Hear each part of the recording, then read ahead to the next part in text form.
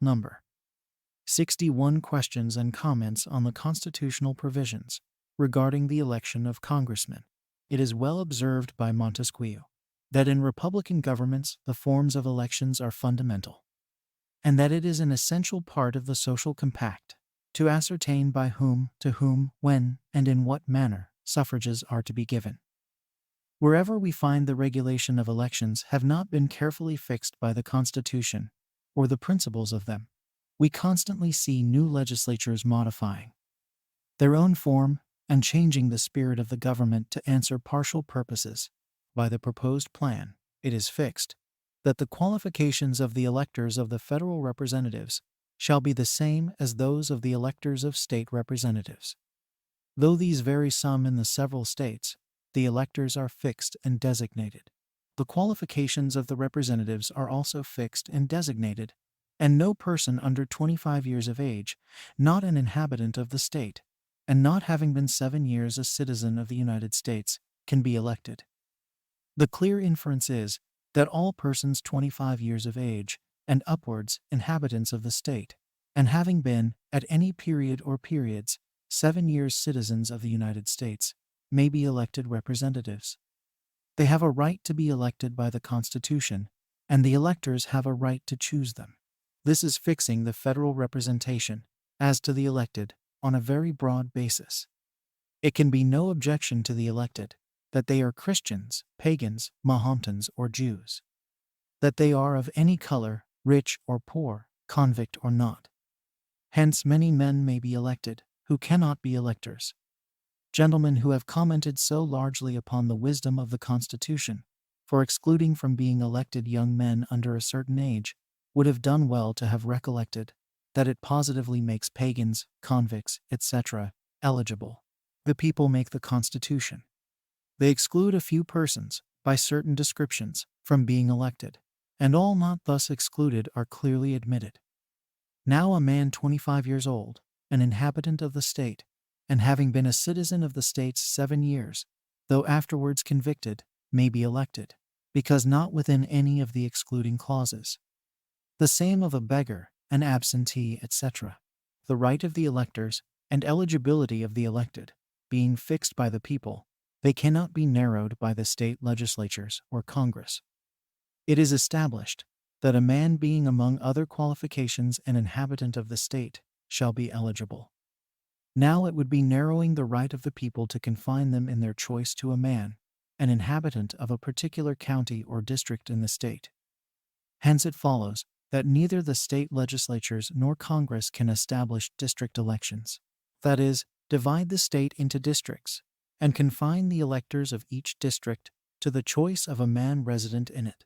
If the electors could be thus limited in one respect, they might in another be confined to choose a man of a particular religion, of certain property, etc., and thereby half of the persons made eligible by the Constitution be excluded.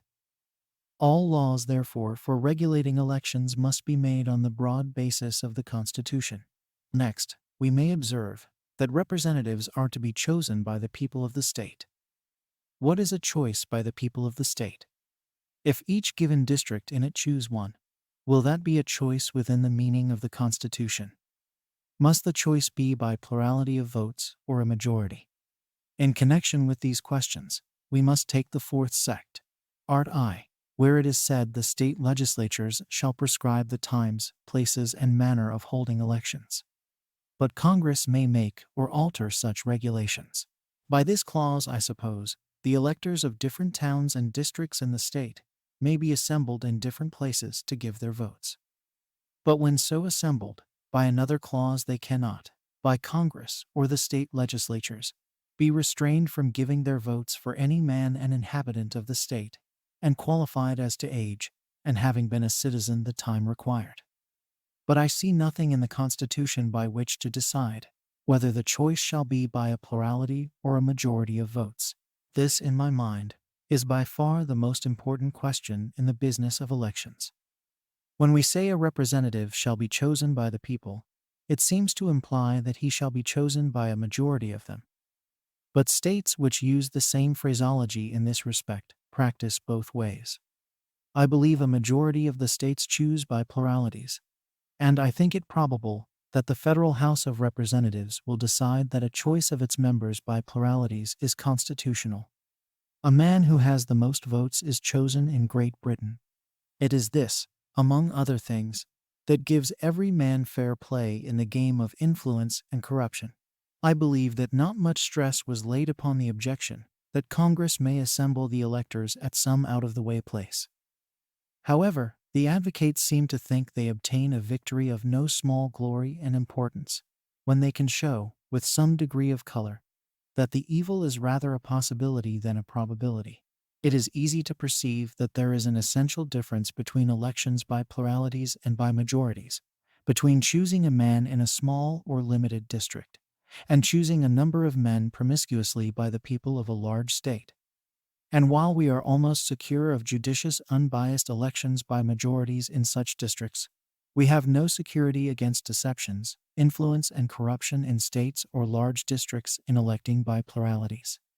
When a choice is made by a plurality of votes, it is often made by a very small part of the electors, who attend and give their votes. When by a majority, never by so few as 1/2 of them. The partialities and improprieties attending the former mode may be illustrated by a case that lately happened in one of the Middle states. Several representatives were to be chosen by a large number of inhabitants compactly settled, among whom there were 4,000 or 5,000 voters. Previous to the time of election, a number of lists of candidates were published to divide and distract the voters in general. About half a dozen men of some influence, who had a favorite list to carry, met several times, fixed their list, and agreed to hand it about among all who could probably be induced to adopt it, and to circulate the other lists among their opponents, to divide them. The poll was opened, and several hundred electors, suspecting nothing, attended and put in their votes. The list of the half dozen was carried, and men were found to be chosen, some of whom were very disagreeable to a large majority of the electors. Though several hundred electors voted, men on that list were chosen who had only 45, 43, 44, etc. votes each. They had a plurality, that is, more than any other persons. The votes generally were scattered, and those who made even a feeble combination succeeded in placing highest upon the list several very unthought of and very unpopular men. This evil never could have happened in a town where all the voters meet in one place, and consider no man as elected unless he have a majority, or more than half of all the votes. Clear it is, that the man on whom thus but a small part of the votes are bestowed cannot possess the confidence of the people, or have any considerable degree of influence over them, but as partial, as liable to secret influence, and corruption as the choice by pluralities may be. I think we cannot avoid it, without essentially increasing the federal representation, and adopting the principle of district elections. There is but one case in which the choice by the majority is practicable, and that is where districts are formed of such moderate extent that the electors in each can conveniently meet in one place, and at one time, and proceed to the choice of a representative. When, if no man have a majority or more than half of all the votes the first time, the voters may examine the characters of those brought forward, accommodate, and proceed to repeat their votes till someone shall have that majority. This, I believe, cannot be a case under the Constitution proposed in its present form. To explain my ideas, take Massachusetts, for instance. She is entitled to 8 representatives. She has 370,000 inhabitants, about 46,000 to 1 representative. If the elections be so held that the electors throughout the state meet in their several towns or places, and each elector puts in his vote for 8 representatives, the votes of the electors will 99 times in 100 be so scattered that on collecting the votes from the several towns or places, no men will be found, each of whom have a majority of the votes, and therefore the election will not be made. I might add many other observations to evince the superiority and solid advantages of proper district elections, and a choice by a majority, and to prove that many evils attend the contrary practice. These evils we must encounter as the Constitution now stands. I see no way to fix elections on a proper footing, and to render tolerably equal and secure the federal representation, but by increasing the representation, so as to have one representative for each district in which the electors may conveniently meet in one place, and at one time, and choose by a majority.